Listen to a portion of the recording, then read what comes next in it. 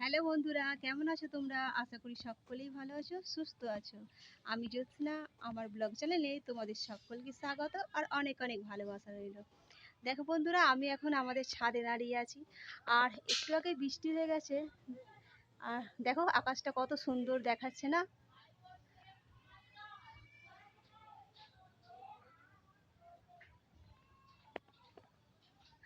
সত্যি খুব ভালো লাগছে। আর বৃষ্টি হয়ে গেছে একটু আগেই, আর আকাশটা খুব ভালো লাগছে। এই সময় হালকা হালকা বাতাসও দিচ্ছে আর ভালো লাগছে। চলো, আজকে আমি কোনো কাজকর্ম তোমাদের সঙ্গে শেয়ার করব না।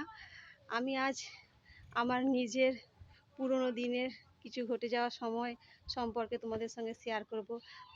আমার ছেলেবেলা, কিভাবে আমি আমার বাবা মার সঙ্গে সময় কাটিয়েছি, কিভাবে আমি পড়াশোনা করেছি, আমার পরিবারে কতজন সদস্য সংখ্যা আছে, মানে ছিল, সব। আর আমার তারপরে কিভাবে পড়াশোনা আমি কমপ্লিট করলাম, সব কিছু তোমাদের সঙ্গে শেয়ার করব। জ্যোৎস্না জমরা থেকে কিভাবে আমি জ্যোৎস্না ধারা হলাম, সেটাও তোমাদের সঙ্গে শেয়ার করব। মানে বাপের বাড়ি হলো হুগলি জেলার খানাকুল থানার একটা গ্রামে। গ্রামটির নাম হলো বলপাই। গ্রামটা বড়, কিন্তু সেই বড় গ্রামের একটা ছোট্ট পরিবারের মেয়ে আমি। আর সাধারণ এক গরিব পরিবারেই আমি জন্মেছি এবং মানুষও হয়েছি। আমার বাবা সাধারণ একজন দিনমজুর ছিলেন, খুব কষ্ট করেই আমাদেরকে মানুষ করেছে। আর আমাদের পরিবারে আমরা 5 জন সদস্য ছিলাম, যেমন মা, বাবা আর আমার দাদা আর আমরা 2 বোন। আমি ছোট ছিলাম, আর আমি ছোট, আর খুব আদরে মানুষ হয়েছি। সবাই আমাকে খুব ভালোবাসে, এখনো সবাই খুব ভালোবাসে। ছোটবেলায় বাবা মার কাছ থেকে খুব আদর যেমন পেয়েছি, দিদি দাদার কাছ থেকেও অনেকই আদর পেয়েছি। দিদি তো স্কুল যাওয়ার সময় চুল বেঁধে দেওয়া থেকে শুরু করে ড্রেস পরিয়ে দেওয়া সব কিছুই ছোটোবেলাটা করিয়েছে। আর সাধারণ এক প্রাইমারি স্কুল থেকেই আমার পড়াশোনা শুরু হয়েছে। আর তোমাদেরকে বলি, এখন যেমন আমরা বাচ্চাদেরকে ক্লাস 1 থেকে কিংবা তার আগে থেকে টিউশন করতে দিয়ে দিই, আমি কিন্তু সেরকমভাবে পড়াশোনা শুরু করিনি। আমি টিউশন পড়েছি একমাত্র ক্লাস 9 থেকেই টিউশন আরম্ভ করেছিলাম। আর বাকি সময় দিদি দাদা একটু দেখিয়ে দিত, তারপর স্কুল থেকে যা কিছু দেখে আসতাম সেটাই বাড়িতে পড়তাম। তো এইভাবেই আমার চলতো। তারপরে যখন ক্লাস 9-এ উঠি, তারপরে আমি টিউশন পড়তে আরম্ভ করলাম। এবং আমার বাবা মা আমাদের 3 ভাই বোনকে মানুষ করতে নিজেদের সুখ, মানে স্বাদ আহ্লাদ অনেক কিছুই ত্যাগ করেছে। যেমন কোথাও বেড়াতে যাওয়া, টিভি দেখা, নিজেদের ভালো মন্দ পোশাক পরা, সব কিছুই আমাদের ভালো থাকার জন্য, আমাদের চাহিদা মেটানোর জন্য, যাতে আমরা ভালো খাওয়া দাওয়া করি, ভালোভাবে পড়াশোনা করি, ভালোভাবে পোশাক পরি, সেই জন্য ওদের কিছু যা পাওয়া চাহিদাগুলোকে ত্যাগ করেছে। আর এভাবেই হাড়ভাঙা কঠোর পরিশ্রম করে আমার বাবা আমাদেরকে মানুষ করেছে, পড়াশোনা শিখিয়েছে। আর আর তোমাদের সঙ্গে একটা কথা শেয়ার করতে খুবই ইচ্ছা করছে, কি জানো? ছোটবেলায় না, আমার বাবার হাতে মাখানো দুধ ভাত খেতে আমি খুব ভালোবাসতাম। আর সেটা এখনো খুব মিস করি, এখনো খুব মনে পড়ে, খুব কষ্ট হয়। আর জানো, আমাদের বাড়িতে তখন কারেন্ট ছিল না। আর এমনিতেই বর্ষাকাল হলে কি হতো জানো তো, স্নান করলে চুলটা তো শুকনো হতো না। সেই জন্য আমার বাবা কি করতো, যখন রাত্রেবেলা কাজ টাজ সেরে এসে দেখতো মেয়ের চুল শুকায়নি, তখন বাবা কি করতো জানো তো, হাত পাখা দিয়ে হা করে করে চুলটা শুকনো করতো। তো খুব মনে পড়ে গো সেসব দিনের কথা। যদিও বাবা বর্তমানে আমাদের মাঝে নেই আর, তো কি বলবো, তোমাদের কষ্ট হয় মনে পড়লে। তো যাই হোক আমার প্রিয় বন্ধুরা, নিজের দুঃখ কষ্ট কথা আর শেয়ার করছি। আর দেখো, বলি এইরকমভাবে একটু একটু করে আস্তে আস্তে আমি বড় হই, প্রাইমারি স্কুল শেষ করে হাই স্কুলে ভর্তি হলাম। আর তারপরে আমার দিদির জানো তো, মাধ্যমিক পাস করার পরেই তা বিয়ে হয়ে গেল। কি জানো তো, আমাদের মতো গরিব পরিবারের মেয়েদের মানে মা বাবারা ভাবে যে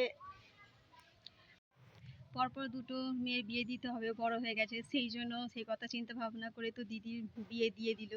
যে মাধ্যমিক পাস করে গেছে, এবার মানে ভালো ছেলে এসেছে, বিয়ে দিয়ে দিই। তো দিদির বিয়ে দিয়ে দিল। আমি যেহেতু বড় হয়ে যাচ্ছি, আমাকে পড়াশোনার একটা খরচা আছে এবং বিয়ে দেওয়ার একটা কথা মাথায় রয়েছে বাবা মায়ের। সেই কথা ভেবে দিদির বিয়ে দিয়ে দিল। তারপরে কি, এবার আমি পড়াশোনা শুরু করেছি। আমার পড়াশোনা চলছে, তারপর আমি উচ্চ মাধ্যমিক পাস করলাম, করার পর এবার কলেজে ভর্তি হলাম। তখন আমি সেকেন্ড ইয়ারে পড়ি, জানো। এদিকে তখন থেকেই আমার দাদার বিয়ের জন্য মানে দেখাশোনা শুরু হয়ে গেছে। দাদা বড় হয়ে গেছে, দাদারও মানে কাজকর্ম করছে। দাদা তখন টিউশন পড়ায়। তারপরে চাকরি টাকরি পেলো, কিন্তু ও ভাগ্যক্রমে ও আর সেখানে জয়েন করতে পারেনি, মানে ছেড়ে দিল ওটা। দিয়ে এখন পর্যন্ত টিউশনই করে। আর তো যাই হোক, আমি তো সেকেন্ড ইয়ারে পড়ি, তখন তাকে দাদার দেখাশোনা চলছিল। তো আমি তখন পড়াশোনা করছি, আর এরকম সেকেন্ড ইয়ারের পর দাদারও ওইদিকে দেখাশোনা চলছে, আর আমিও এদিকে পড়াশোনা করছি। তো ওর দেখাশোনা চলছে, আর মেয়ে ঠিক রকম পছন্দও হচ্ছে না। আর কি দেখা গেল কি, আমার সেকেন্ড ইয়ার কমপ্লিট হওয়ার পর আমি থার্ড ইয়ারে উঠলাম। আমি বাংলার অনার্স নিয়ে পড়াশোনা করেছি। আর তারপরে থার্ড ইয়ারে ওঠার পর একদিন হঠাৎ কি হয়েছে জানো, পড়াশোনা করছি, আমার তো মানে বিয়ে দেবে তখন, মানে পড়াশোনা যে কলেজে শুরু করে দিয়েছি, মা বাবা ভাবছিল যে শুরু করে দিয়েছে, একবারে কমপ্লিট করার পর এমএ টেমে যা হোক করিয়ে তারপরে বিয়ে দেবো।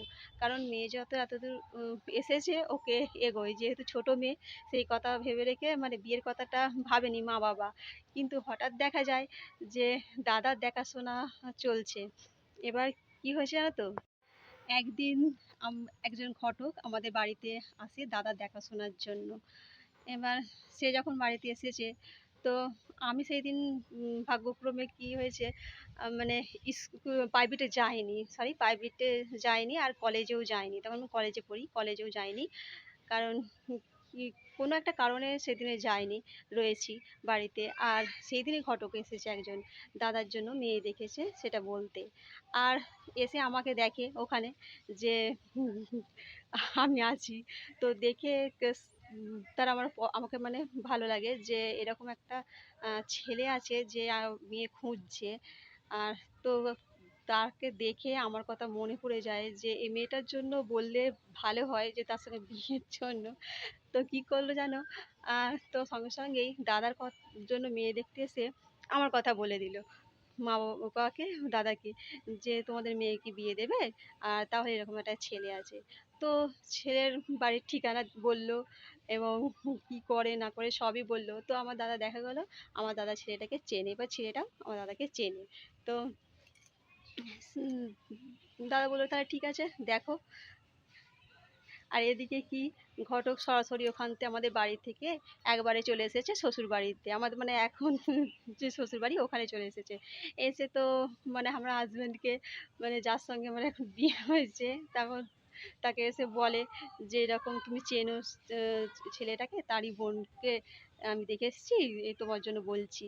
তো সে তখন সরাসরি আমার দাদাকে ফোন করে, যে যেহেতু চেনে, ফোন নাম্বারও আছে, যে তো কি মজার কথা জানো, বলে তোমার একটা বোন আছে, তুমি ওকে বলোনি আগে, তাহলে তো বিয়ে করতাম, আমি এতদিন ধরে মেয়ে খুঁজছি, আর বললে তো আর মেয়ে দেখতাম না। তো বলো, কোনো দাদা কি বলতে পারে ভালো ছেলে থাকলেও, যে আমার একটা বোন আছে, তুমি বিয়ে করবে, বলতে পারে? আর কি মজা আমার বর বলতে গেলে মানে সত্যিকার এরকম ধরনেরই মজার মানুষ, যেতে পারে যা কিছু মজা করে বলতে চায়, সেটা মনের কথাটাই মজা করে বলে দেয়, কিন্তু সত্যি সত্যি এরকমই আর কি। তো আমার দাদা বললো হ্যাঁ আছে তো। তাহলে বলো। তো আমার হাজবেন্ড তখন বললো যে বলো, তাহলে ছেলের বাড়ি থেকে ও তখন বললো, এদিকে আমার যে হাজবেন্ড হয়েছে সে তখন বলল যে তাহলে বলো, তোমার বোনকে কি আমি দেখতে যাব? তো দাদা বলল যে হ্যাঁ এসো না। সে তো কিন্তু কিন্তু ভাব করে বলে হ্যাঁ এসো তাহলে।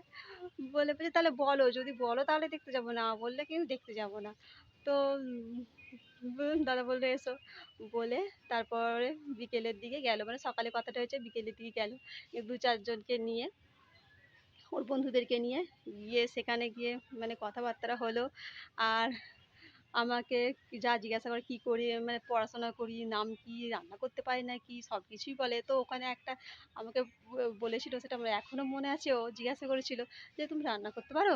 আমি বলেছিলাম হ্যাঁ পারি। বলছে কী কী রান্না করতে পারো? আমি বলেছি সব কিছুই পারি। তো সব কিছু মানে চাইনিজ সব কিছু? আমি বলছি না, সব কিছু মানে আমাদের দেশে গ্রামে যে সমস্ত খাওয়া দাওয়া হয় সে সমস্তগুলো পারি। মানে ওর কথা বলার ধরনটাই এরকম জানো, প্রথম থেকেই। আর মজা করে এরকমভাবে সত্যি সত্যি কথাগুলো বলে দেয়। তো তারপরে দেখো, কথাবার্তা হয়ে যাওয়ার পর আমাদের বাড়ি থেকে এখানে শ্বশুরবাড়ির এখানে দেখতে এলো সবাই মিলে, দাদা, দিদি, দিদি, জামাইবাবু। আর যেহেতু দিদির আগে বিয়ে হয়ে গেছিলো, তারপরে পাশের বাড়ির একজন দাদা এসেছিল, তার বাবা এসেছিল, সবাই মিলে এসেছিল, এসে দেখে গেছিলো, কথাবার্তা ঠিক করে গেল এবং বিয়েও ফাইনাল হয়ে গেল বৈশাখ মাসের 17 তারিখ। আর তার বৈশাখ মাসের 17 তারিখ আমার বিয়ে। আর তার 2 মাস পর, 2 মাস না সরি, 25 দিন পরই আমার থার্ড ইয়ার ফাইনাল পরীক্ষা। তো বলো, এদিকে মানে বিয়ে বা বিয়ে, তারপরে আবার পরীক্ষা, কতটা চাপ। আর সেটা তো বলে বোঝানো যাবে না। আমি কিছু বলতে পারলাম না, বারণও করতে পারলাম না। বাবা মা সবাই মিলে, বড়রা মিলে ঠিক করেছে, তাদের পছন্দ হয়েছে, তাদের মানে ঠিক করে দিয়েছে, করে নিলাম। যে পরীক্ষা আগে করব কি পরে করতে বলবো সেরকম আর চিন্তা ভাবনা আসেনি। যা হোক বাড়ির লোকেরা ঠিক করেছে, যা তাই হোক বলে করে নিয়েছি। আর সত্যি কথা বলতে কি, এটাও একটা মজার ব্যাপার, বিয়ে ঠিক হয়ে গেছে। আর 2 মাস আগে আমাদের বিয়ে ঠিক হয়ে গেছে। আর 2 মাস পর আমাদের বিয়ে হয়েছে। তো এই 2 মাসে আবার অনেক কিছু ঘটনা ঘটে গেছে। যেমন আমি পড়তে যখন যেতাম, মানে আমার শ্বশুরবাড়ি তো বাপের বাড়ি থেকে প্রায় 10 মিনিটের, বাইকে যেতে 10 মিনিটের রাস্তা। আর এই শ্বশুরবাড়ির এটা একটু ভেতরের দিকে, কিন্তু রাস্তা আছে, সেটা 5 মিনিট যেতে হবে শ্বশুরবাড়ি থেকে। মানে একটু রাস্তা আছে যেটা মেন রাস্তা, 5 মিনিট যেতে হবে। ওখান দিয়ে আমি মানে রোজে যাতায়াত করতাম, কলেজে যাওয়া, প্রাইভেটে যাওয়া, সব কিছু ওখান দিয়েই যাতায়াত করতাম। তো জানো, আমার যে হাজব্যান্ড হয়েছে, সে ওখানে মানে আড্ডা দিত যখন রবিবারে আসার পর, ওখানে যেত, কিংবা ছুটির দিনে ওখানে গিয়ে বন্ধু বান্ধবদের সঙ্গে ঘোরাঘুরি করতো, আড্ডা দিত, একটু এইসব করতো। তো ওখানে আমাকে দেখেছে, আর বারবার আমাকে দেখা করতে যাওয়ার কথা বলতো, যে বিয়ে তো ঠিক হয়ে গেছে, চলো একটু ঘুরে আসি। কিন্তু আমি কোনোদিনই যেতে চাইতাম না জানো। একদিন সেই জন্য কী করেছে জানো, প্রাইভেট থেকে পড়ে আসছি। আর আমি কী বলবো, যেদিনে দেখতে গেছিলো সেদিনে কীরকম হঠাৎই দেখেছি, মানে কীরকমভাবে দেখেছি জানি না, কিন্তু ঠিকমতো দেখিনি, যাকে বলে মুখ তুলে ঠিকমতো দেখিনি। তো হঠাৎ সেই দিন যখন আমার সামনে এসে গেছে, আমি সাইকেল নিয়ে যাচ্ছি, হঠাৎ আমরা সামনেটা এসে সাইকেলটা ধরে নিয়েছে। দাঁড়াও, আমি তো প্রচমকে গেছি, যা বাবা কোথা থেকে কি একটা ছেলে এসে আমার সাইকেলটা ধরে নিল। মানে আমি যে সেই দিনে একবারই দেখেছি, যেই দিনে দেখতে যাই, তারপর থেকে তো আর দেখিনি, আর ভালোভাবেও দেখিনি। তো আমাকে যখন বলছে বিয়ে ঠিক হয়ে গেছে, চলো একটু ঘুরে আসি। তোকে তো এত করে বলার পরেও তুমি যাওনি। বলছি ও, তোমার সঙ্গে আমার বিয়ে ঠিক হয়েছে? বলছে হ্যাঁ, হাই তুমি ওকে ভুলে গেছে? আমি দেখো সেই দিনে ভালো করে দেখুন, মানে আপনি করেই তখন বলতাম যে দেখুন সেদিনে তো আপনাকে ভালো করে দেখিনি, তাই মুখটা মনে পড়েনি। বলে কী হয়েছে? বলছে না না, তোমার দাদাকে ফোন করছি, দাঁড়াও তোমাকে নিয়ে একটু বেড়াতে যাবো। বলে জানো দাদাকে ফোন করলো। তারপরে আমি তো বলছিলাম যে দাদা কী বলবে, কী ভাববে বাড়ির সবাই, সেই জন্য দাদাকে ফোন করে আমাকে একটু বেড়াতে নিয়ে গেলো। সো 5 মিনিটের জন্য সে গেছি, জাস্ট ও আমাকে একটা মানে গোলাপ দিয়েছে। আর মানে কী বলবো, ডেয়ারি মিল্কের একটা সেলিব্রেশন প্যাক দিয়েছে। দিয়ে একটু কথাও জাস্ট বলেছে। আমি বলি চলো চলো বাড়ি চলো, আর থাকবো না, বলে বাড়ি চলে এসেছি। তারপরেও আমার সঙ্গে বলে দেখা করতে যাওয়ার কথা, কিন্তু আমি কোনোদিন আর মানে যে চাইতাম না। বন্ধুরা দেখো, আমার বাড়ির পাশ দিয়ে একটা রাস্তা ছিল, মানে আমার বাপের বাড়ির পাশ দিয়ে একটা রাস্তা ছিল, যেই রাস্তার দিয়ে ও রোজ ওর মানে কাজের জায়গায় যেখানে থাকে সেখানে ও যেত। তো যখনই যেত, তখনই একবার ওখানেটা এসে, মানে একটা স্কুল ছিল যেখানটা থেকে আমাদের বাড়িটা দেখা যায় ওই রাস্তাটা দিয়ে, ওখানটা দাঁড়িয়ে এসে ফোন করতো যে একবার এসো না, তোমাকে দেখবো। আমি বলতাম না না, আমি যেতে পারবো না। তো একদিন কী করেছে জানো, ফোন করে ডাকছে, আমি বলছি তুই এসো না, বলে বাইরেটা বেরিয়ে দাঁড়াও একটু, মানে আমার বাড়ি থেকে একটু বাইরে বেরিয়ে দাঁড়াও। আমি ফোন করতে করতে এসে বেরিয়ে দাঁড়িয়েছি, না আমি তো জানি না ও কত দূর এসে, না হঠাৎ করে দেখি বাইক নিয়ে চলে এসছে। বাইক নিয়ে চলে এসেছে। তো আমি যখন দেখছি ও বাইক নিয়ে আসছে, আমি বুঝতে পেরেছি যে ও বাইকটা আসছে মানে ও আসছে, কথা বলতে বলতে আমাকে দেখবে বলে। আমি এমনি ছুটে রাস্তা থেকে ঘরে ঢুকে গেছি। তো ও আর কি করবে, সোজা ঘরে চলে এসেছে। এসে আমাকে ফোন করছে, তুমি হ্যাঁ কি মেয়ে, লোকেরা দেখা করার জন্য কত কিছু করছে, আর তুমি সোজা বাড়ি চলে এলে। আমি তোমাকে দেখবো বলে তোমার বাড়ির সামনে দিয়ে গাড়ি নিয়ে এলাম, আর তুমি সোজা ছুটে ঘরে চলে গেলে। সত্যি, সত্যি কথা বলতে এরকম অনেক ছোট ছোট ঘটনা ঘটেছে। তবু মানে তারপরে আমাদের বিয়ে হয়েছে। তো শুনলে তো বন্ধুরা, এরকমভাবে আমার ছোটোবেলাটা কেটেছে। আর আমার পড়াশোনা, আমার বিয়েটা এরকমভাবেই হলো। তারপরে বিয়ের পর যে কী কীভাবে শ্বশুরবাড়িতে এলাম, কি হলো না হলো, সব কিছু আবার অন্য ভিডিওতে তোমাদের সঙ্গে শেয়ার করব। আর ততক্ষণে আজকের ভিডিওটা এই পর্যন্ত। যদি তোমাদের ভালো লাগে অবশ্যই একটা লাইক করে দিও, আর সাবস্ক্রাইব করে পাশে থেকো। আর যারা আমার নতুন বন্ধু হয়ে ভিডিওটা দেখছো তাদেরকে বলি অবশ্যই একটা লাইক করে দিও, সাবস্ক্রাইব করে পাশে থেকো। আর যারা আমার পুরনো বন্ধু আছো তাদের তো অসংখ্য অসংখ্য ধন্যবাদ, তোমরা এভাবেই আমার পাশে থেকো গো। আর যদি তোমাদের ভালো লাগে সকলে তাহলে কমেন্ট করো, আর না যদি ভালো লাগে তাও কমেন্ট করে জানিও। আর আজকের ভিডিওটা এই পর্যন্ত। সকলে ভালো থেকো, সুস্থ থেকো। আর এ দেখো ছাদে তো আমি আছি, তোমাদের সঙ্গে কথা বলছি বলেই ছাদে রয়েছি। এবার আমি নিচে যাবো, ডুলু সোনাকে অনেকক্ষণ নিচে রেখে এসেছি, আর ওর কাকুর কাছে আছে, এবার নিচে যাই। Tata, by.